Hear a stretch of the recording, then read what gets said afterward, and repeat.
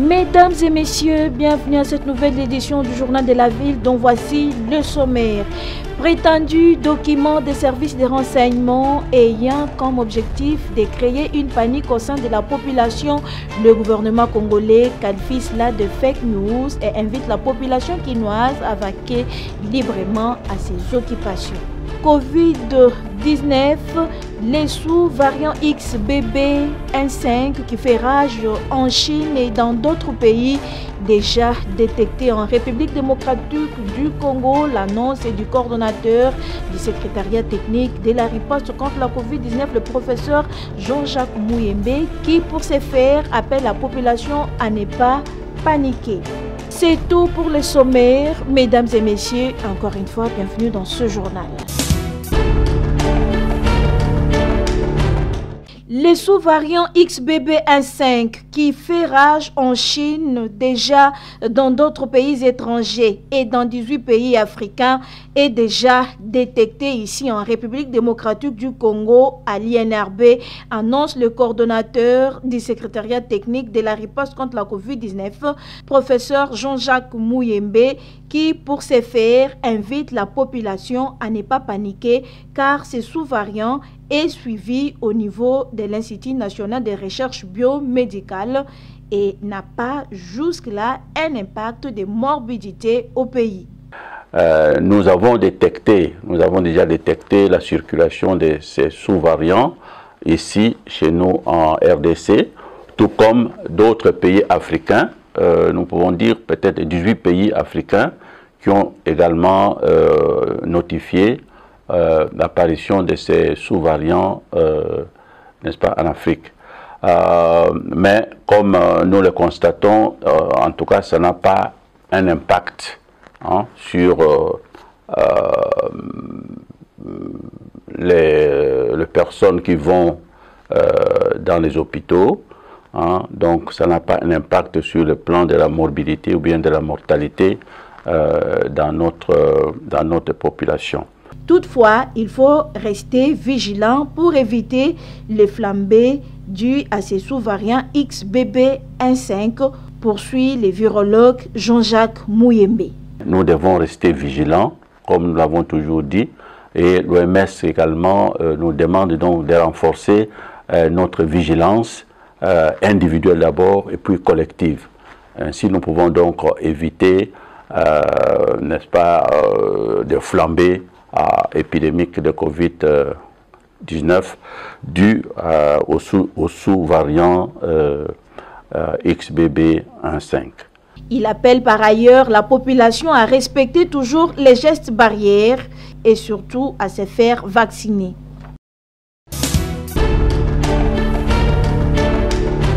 Le lieutenant général Louéa Kashamadjoni, gouverneur militaire et commandant des opérations en Ituri, en tête du comité provincial de sécurité, est à le féliciter et rehausser la morale du nouveau bataillon d'infanterie de FARDC, baptisé Tigré, en formation complémentaire au centre d'entraînement et de recyclage de Rwampara, situé à 17 km au sud-ouest de la ville de Bunia. Sur place à Rwampara, les commandants des opérations militaires en Ituri a suivi avec attention soutenue les exercices de tir,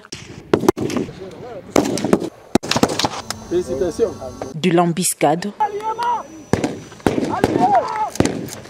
Après la démonstration et l'explication de manœuvres sur Bac Assel, le patron de l'administration militaire et commandant des unités engagées dans les opérations ont fait un mouvement avec ce jeune soldat en front, question de mettre en pratique les leçons apprises pendant les 9 semaines de formation. Le voilà du retour, menace détruite selon la manœuvre. Le gouverneur militaire, le lieutenant général Louéa Kashamadjoni, a tenu une causerie morale à l'intention des éléments du bataillon baptisé Tigré.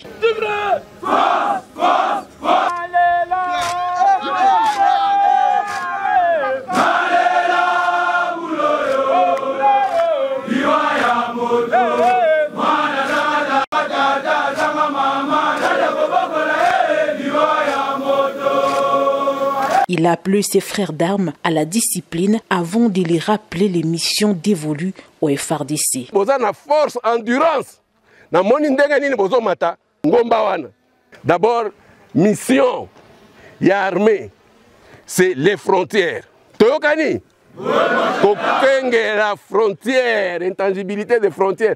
Défense, c'est la défense contre ennemi. Bazo attaque à moi et teni moukete. Rappelons que ces bataillons venus de Kisangani, après leur formation de base, ont eu droit à une formation complémentaire en nouvelles techniques de tir et de combat, droit international humanitaire, règles d'engagement et des comportements, critères de victoire et d'honorabilité au sein de l'armée régulière de la RDC, lutte acharnée du président de la République et commandant suprême de FARDC et de PNC, Félix Antoine Tshisekedi Tshilombo. Notre devise, n'est jamais trahi le Congo, n'est jamais trahi le Congo, n'est jamais trahi le Congo. Nouveau vent au courant des démocrates rénovateurs, CEDER. Le coordonnateur de l'ASBL IHSP, Amissi Moussa Serge Pascal, vient de signer son adhésion au sein du parti cher à l'honorable Jean-Lucien Boussa, affectueusement appelé la réserve stratégique de la République. Ils sont venus de plusieurs quartiers de Moamba. Les membres de l'initiative Amissi Serge Pascal et leur coordonnateur pour manifester leur adhésion officielle au siège du CEDER dans la commune de Kasavubu. Sur place, c'est un accueil chaleureux qui leur avait été réservé par le secrétaire José Lomata, avec qui le digne fils de Moamba, Amissi Pascal, a longuement échangé avant de signer son engagement, à la grande satisfaction de tous. Camarade Amissi, félicitations à vous.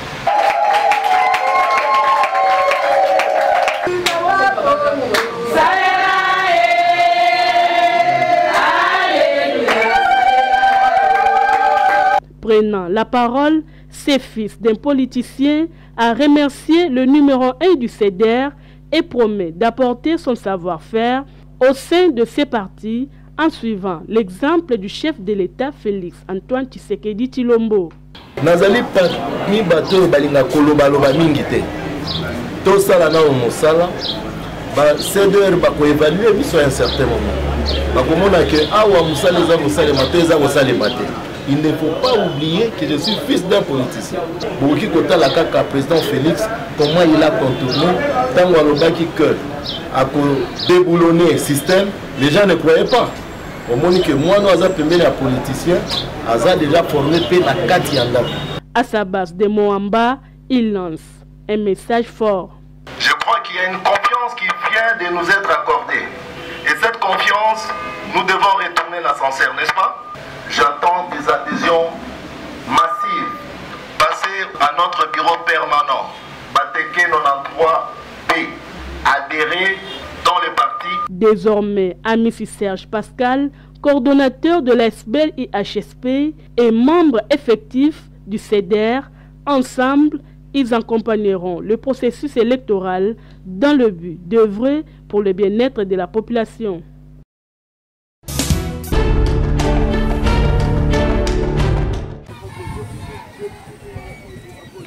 L'opération d'identification et l'enrôlement des électeurs se poursuit au village Menkana, dans la commune de Mongafula. Le chef du groupement Tony Boadi, accompagné du chef coutumier Rima Moussendi du village Kinkonsi sans fil, du groupement Mbenteke Fouti, ainsi que toute son équipe se sont enrôlés ce mercredi 11 janvier 2023 au centre d'enrôlement installé dans ces mêmes villages. Sur place, les deux chefs ont suivi toutes les étapes prévues par la CENI, à savoir l'enregistrement, l'empreinte digitale, la capture et enfin, ils ont bien reçu leur carte d'électeur.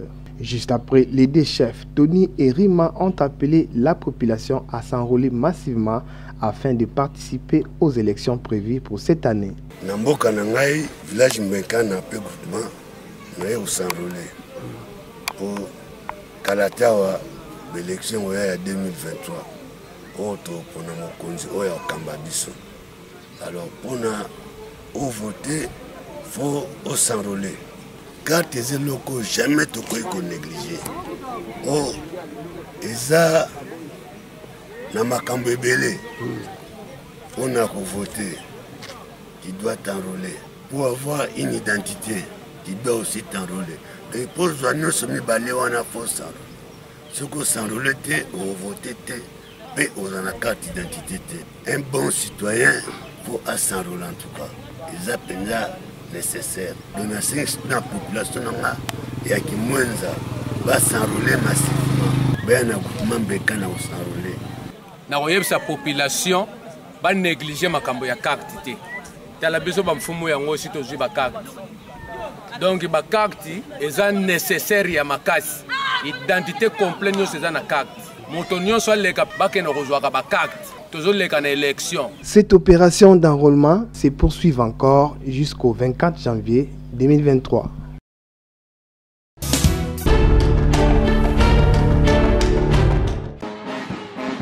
Le ministre de l'enseignement primaire, secondaire et technique, le professeur Tony Mwabakazadi, a présidé une séance de travail à l'attention du corps inspectoral de l'EPST de Kinshasa, réunissant ainsi toutes ces 5 provinces éducationnelles sur les thèmes de la trilogie de l'inspection scolaire, répondant ainsi au thème de l'année scolaire 2022-2023. C'est dans la salle de réunion du lycée Mamadi Ankeba que s'est déroulée cette cérémonie ce mercredi 11 janvier 2023 en présence du ministre provincial de Kinshasa ayant dans ses attributions l'éducation qui a connu 3 moments forts. Il s'agit du mot de bienvenue des inspecteurs provinciaux principaux de toute la ville de Kinshasa, puis de l'allocution des circonstances de l'inspecteur général de l'EPST, Jacques Odia Moussungaï, et enfin de la communication du ministre.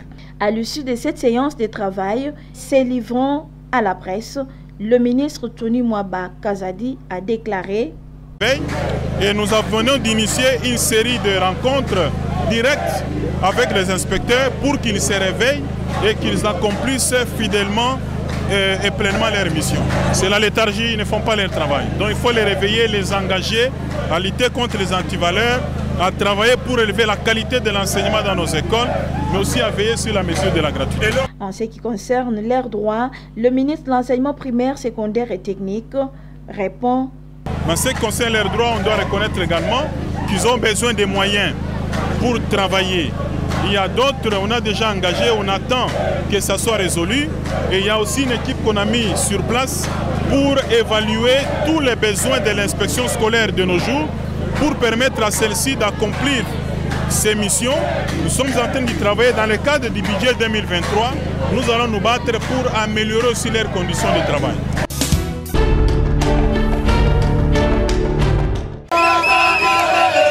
Deuxième jour du sit-in des syndicats des enseignants de l'EPST au ministère des Finances ce mercredi 11 janvier 2023, toujours pour réclamer la paye des 5 mois d'arriéré de la prime de la gratuité des enseignants du primaire et la prime d'encadrement services centraux. Sur place au ministère des Finances, la tâche n'était pas facile pour les syndicats des enseignants de l'EPST qui se sont vus bloqués par le ministère des Finances en leur fermant la porte d'entrée.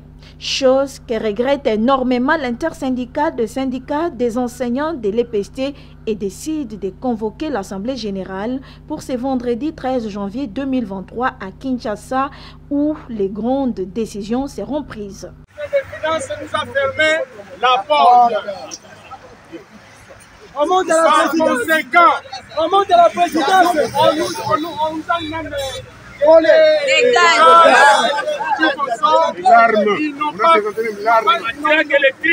ils n'ont pas respecté les enseignants. Ce sont nos élèves. Aujourd'hui, vous avez vu ce qu'ils ont fait. Ils ont volé même les téléphones. Par conséquent, nous convoquons l'Assemblée générale des enseignants ce vendredi. Ce vendredi, il y aura l'Assemblée générale des enseignants et nous allons décider la radicalisation de l'Assemblée générale. Et c'est le ministre des Finances qui sera responsable. Qui vivra, verra.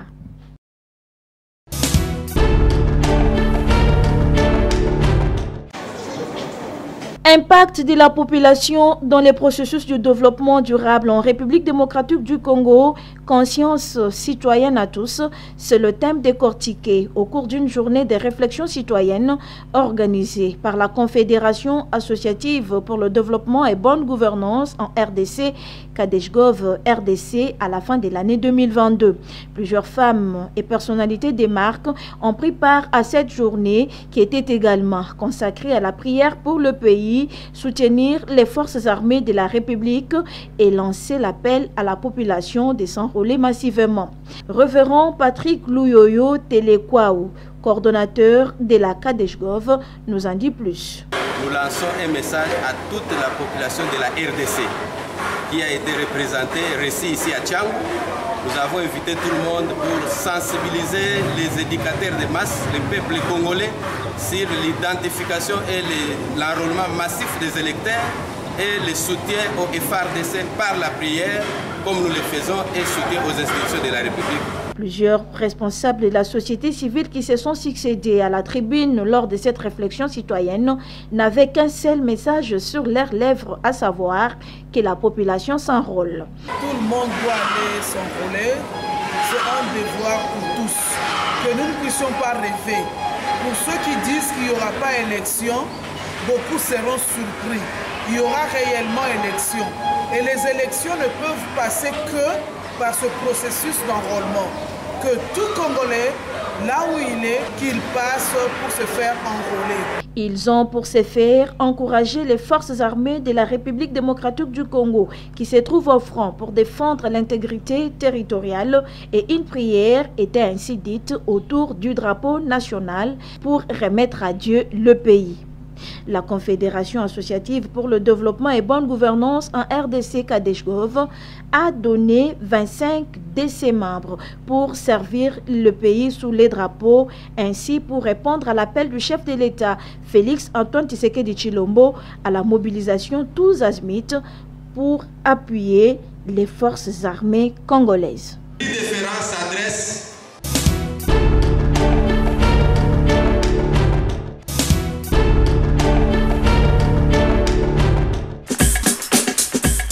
Nous sommes arrivés à la fin de ce journal de la ville, mesdames et messieurs. Merci de l'avoir suivi. Le prochain rendez-vous est fixé pour ce vendredi et d'ici là, portez-vous bien.